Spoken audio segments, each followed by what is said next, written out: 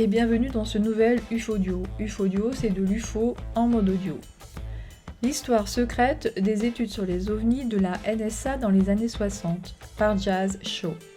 Ces derniers jours, The Debrief a examiné l'évolution des points de vue sur le sujet du phénomène aérien non identifié exprimé par l'armée de l'air à partir de la fin des années 1940. Le silence de l'Air Force face à ce sujet a également fait l'objet d'une analyse récente de Christopher Mellon qui semble se poursuivre dans le présent. Alors que les opinions de nombreuses agences fédérales et militaires américaines sur les ovnis ont considérablement évolué au fil du temps, qu'en est-il de la National Security Agency, NSA, sans doute l'un des groupes les plus secrets de l'appareil militaire et de sécurité américain ? Extraire des documents historiques de la NSA et contester ses décisions de classer les informations sur n'importe quel sujet, y compris les ovnis, est une tâche ardue dans le meilleur des cas. C'est un fait que les chercheurs qui tentent de rassembler ce type de données, comme John Greenwald, JR, du Black Vault, rencontrent régulièrement. Lorsque Greenwald a tenté de faire examiner un ensemble fortement expurgé de documents de la NSA liés aux ovnis dans le cadre d'un examen de déclassification obligatoire, il a finalement été informé que les documents originaux non expurgés étaient introuvables. La NSA est apparemment si habile à protéger les secrets les plus profonds et les plus critiques de la nation qu'elle peut même les cacher à elle-même. Mais quelques documents de la NSA traitant du sujet des ovnis ont survécu. L'un d'eux est un rapport de 1968 sur le phénomène des objets volants non identifiés, quelles étaient les théories les plus courantes concernant leurs origines et quelles implications elles pourraient avoir pour des questions aussi importantes que la capacité de survie de la civilisation humaine. Le document, produit par un auteur dont le nom reste expurgé, était intitulé UFO Hypothesis and Survival Questions. La NSA examinait sérieusement la question et considérait les implications à long terme de l'existence possible d'ovnis et comment la nation pourrait être mieux préparée à ce que de telles rencontres pourraient entraîner. De multiples explications pour les ovnis ont été considérées.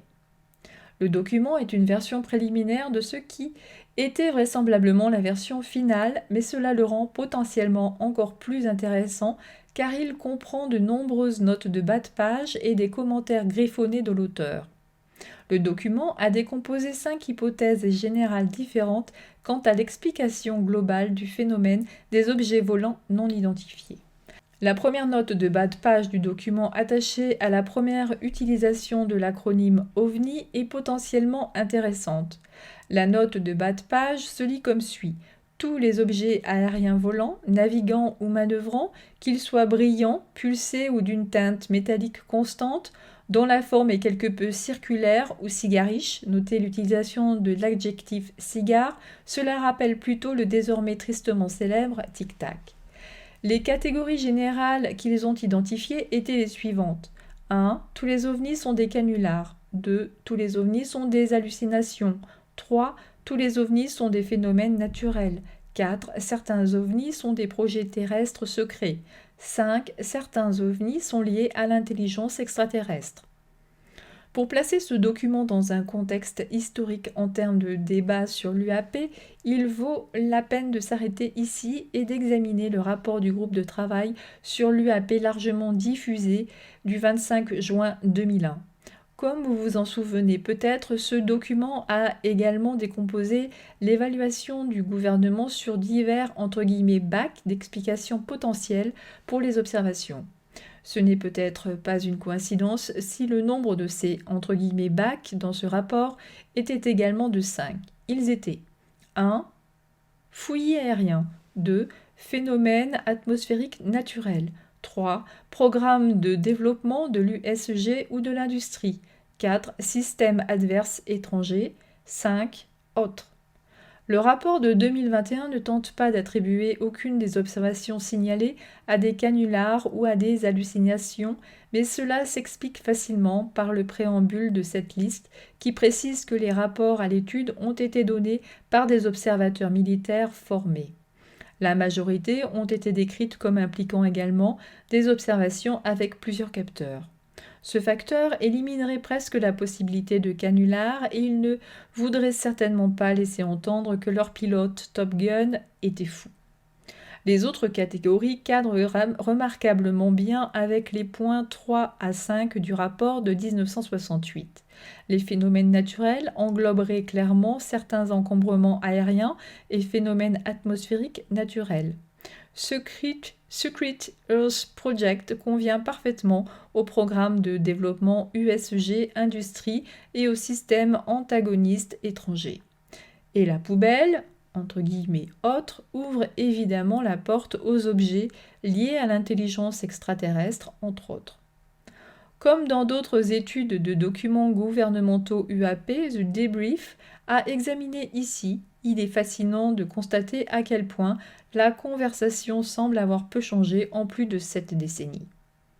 La NSA sur les canularisations, les hallucinations et les phénomènes naturels. Le rapport de la NSA passe relativement peu de temps sur l'idée que les canulars expliquent la totalité ou la plupart des observations d'OVNI et adopte une vision sceptique de la théorie.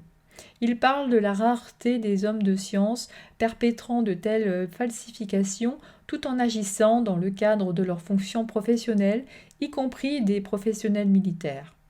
La fréquence croissante de ces rapports au cours de la période considérée est également notée. Il conclut en disant que si ce nombre de rapports étaient en effet tous fictifs, alors une aberration mentale humaine aux proportions alarmantes semblerait se développer et une telle aberration semblerait avoir de graves implications pour les nations équipées de jouets nucléaires. Le rapport traite l'idée d'hallucination de la même manière, tout en convenant que certaines personnes éprouvent des hallucinations. Parfois même parmi les groupes de personnes partageant une vision, l'auteur note le nombre de rapports qui incluent des données non limitées aux perceptions sensorielles humaines. Il note que de nombreuses observations sont étayées par des données radar et des séquences vidéo de caméras de tir. Il y a aussi une référence à des rapports où des preuves matérielles de nature circonstancielle semblent étayer les rapports d'observation. La référence évidence physique est liée aux ouvrages publiés par Jacques Vallée.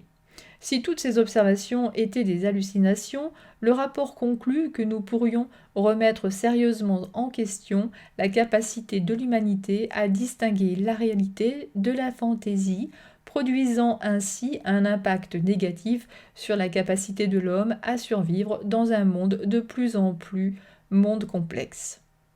Le rapport constate que la possibilité que tous les ovnis puissent être des phénomènes naturels soit troublante sur plusieurs fronts, en particulier en ce qui concerne la capacité de l'Amérique à maintenir des systèmes d'alerte précoce contre d'éventuelles attaques de missiles nucléaires soviétiques. Ce n'est pas une préoccupation quant à la possibilité que les humains puissent mal interpréter une forme de modèle météorologique ou une autre activité biologique ou météorologique naturelle, ce qui est toujours une possibilité. Le plus grand danger ici est que les personnes qui occupent le périmètre défensif de l'Amérique pourraient développer un angle mort, entre guillemets, pour légitimer les incursions d'OVNI, les qualifiant de phénomènes naturels. Pire encore, les soviétiques pourraient profiter de cet angle mort et construire des systèmes offensifs qui imiteraient l'UAP, nous attirant dans la complaisance. La dernière préoccupation du rapport semble bien plus grave et suggère des enregistrements d'un comportement OVNI vraiment remarquable. Il fait référence à des objets qui semblent défier la détection radar et provoquer des interférences électromagnétiques massives. L'auteur poursuit en soulignant la nécessité de découvrir la nature de ces objets ou plasmas avant qu'un ennemi potentiel puisse utiliser leurs propriétés pour construire un appareil ou un système permettant de contourner ou de brouiller nos systèmes de détection d'air et de spectres. Cela aussi rappelle étrangement les recommandations incluses dans le rapport AATIP du 25 juin 2021. Malheureusement, la seule note de bas de page incluse dans cette partie du rapport renvoie le lecteur à un article de l'Encyclopædia Britannica décrivant Project Grudge. Projet terrestre secret ou intelligence extraterrestre. Le rapport n'épargne qu'un seul paragraphe à la possibilité de Secret Earth Project. L'auteur déclare avec confiance qu'il y a peu de doute quant à la validité de cette hypothèse. Ils avertissent que tous les ovnis devraient être soigneusement examinés pour débusquer de tels projets ennemis ou amis. Ne pas le faire pourrait rendre la nation vulnérable à une nouvelle arme apocalyptique secrète. Ces 4 technologies peuvent sauver l'humanité d'un monde infernal du réchauffement climatique. Cela nous amène à la partie la plus intrigante du rapport, traitant de la possibilité qu'une intelligence extraterrestre soit la source de ces observations d'OVNI. Fait intéressant, le chapitre est précédé d'une note manuscrite indiquant que l'hypothèse ne peut être ignorée. La note continue en faisant référence à la vague d'OVNI de 1952 vue au-dessus de Washington. Une note manuscrite à cet ajout pointe le lecteur vers le travail du professeur James E. McDonald, J. Allen Hynek et Jack Valley. Le nom de McDonald's est mal orthographié dans la note manuscrite comme McDonald, mais il y a peu de doute quant à qui l'auteur voulait faire référence. McDonald était un ufologue légendaire à part entière, décédé dans ce que certains chercheurs considèrent comme des circonstances douteuses. Quant à la question de l'interaction potentielle de l'humanité avec une intelligence extraterrestre, le rapport divise les possibilités en catégories selon que nous découvrons eux ou ils découvrent nous. Plusieurs stratégies de survie sont proposées. L'auteur fait référence aux interactions humaines entre les civilisations technologiquement avancées et les peuples autochtones qui en ont été submergés, plaçant l'humanité dans le rôle de l'espèce défavorisée si les créateurs des ovnis ont un avantage scientifique significatif sur les humains qu'ils ont entre guillemets découverts ici sur Terre. Le rapport suggère des stratégies telles que l'acceptation pleine et honnête de la nature, des infériorités qui nous séparent des avantages des autres peuples. Il conseille une stratégie de solidarité nationale face à la culture envahissante et une interaction limitée avec les extraterrestres dans la mesure du possible. Il est également conseillé aux humains d'apprendre de la technologie des extraterrestres aussi rapidement que possible et de se préparer à une guerre asymétrique non conventionnelle. Ces stratégies auraient facilement pu être l'inspiration pour une variété de films de science-fiction allant de la guerre des mondes au jour de l'indépendance. La NSA a clairement pris au sérieux la menace potentielle d'une invasion alien. Rien dans le rapport de la NSA ne suggère que la présence d'intelligence non humaine dans notre espace aérien ait été définitivement prouvée. Mais en même temps, l'agence ne s'en moquait en aucune façon. Ils étaient enclins à se préparer à cette possibilité et à développer des stratégies qui pourraient mieux équiper la nation en cas d'invasion extraterrestre potentiellement hostile. Le rapport se termine par la suggestion que plus de cette attitude de survie est nécessaire pour faire face aux problèmes des ovnis. Il peut être utile de considérer la fréquence à laquelle l'expression « le problème des ovnis » est apparue dans les documents militaires et gouvernementaux de l'après-Seconde Guerre mondiale examinés par The Debrief. De telles références ont été trouvées dans les archives de l'armée de l'air et des agences de sécurité. Si la question était considérée comme purement spéculative ou le produit de théoriciens du complot délirant, une référence à la question ovni ou à la théorie ovni aurait pu être plus probable.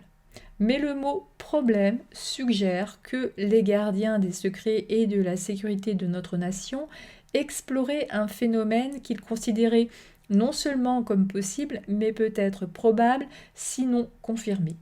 Et des plans étaient en cours de discussion pour trouver une solution à ce problème.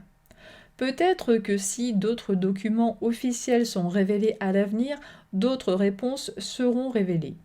Mais à ce stade, ce que nous avons appris des premières réponses du gouvernement américain au signalement d'objets inexpliqués dans notre ciel ressemble plus à un effort sérieux pour comprendre et peut-être même affronter un phénomène inconnu très réel qu'à toutes sortes de préparations pour répondre aux épidémies d'hystérie de masse.